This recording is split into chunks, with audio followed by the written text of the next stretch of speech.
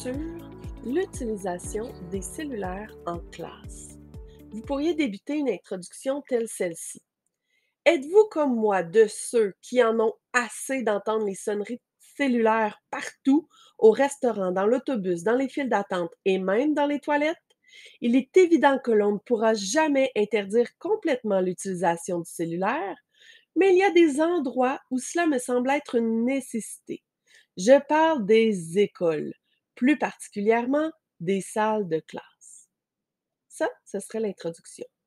Maintenant, si je vous demandais de composer un paragraphe de développement dans une séquence explicative argumentative, vous pourriez débuter par un organisateur textuel.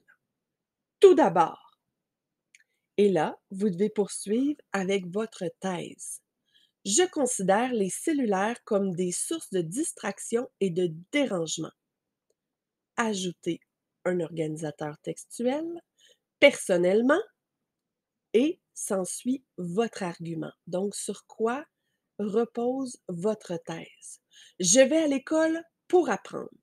Et pour apprendre, il me faut me concentrer.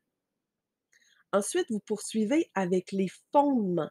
Sur quoi repose votre argument? Dans l'exemple suivant, les fondements reposent sur des faits. Votre expérience personnelle pourrait être. On s'entend que, jusque-là, je n'ai toujours pas besoin de téléphone pour y arriver. Eh bien, encore moins de celui de mes pairs. Au contraire, une sonnerie de téléphone peut nous extirper sans préavis d'un moment où nous étions concentrés sur une lecture ou à résoudre un problème complexe.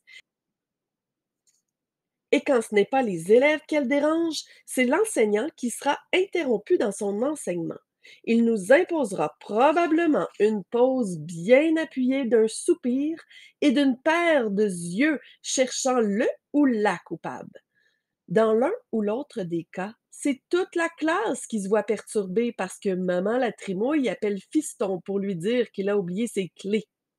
Bien sûr, il y a le fameux mode silencieux. Et là, on ajoute un organisateur textuel. S'il est vrai, on poursuit avec la conclusion partielle. Donc, vous reformulez votre thèse et vous résumez en une petite phrase votre argument.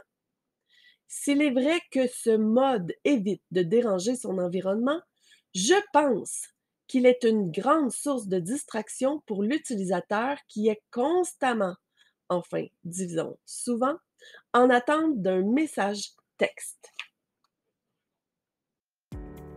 Ici, on voit bien que dans cet exemple, l'auteur souhaitait que son argument dans ce paragraphe-là traite de la concentration. Il est donc allé chercher un premier fondement portant sur les élèves et un second fondement portant sur les enseignants. Mais tout son argument cadre dans l'aspect lié à la concentration.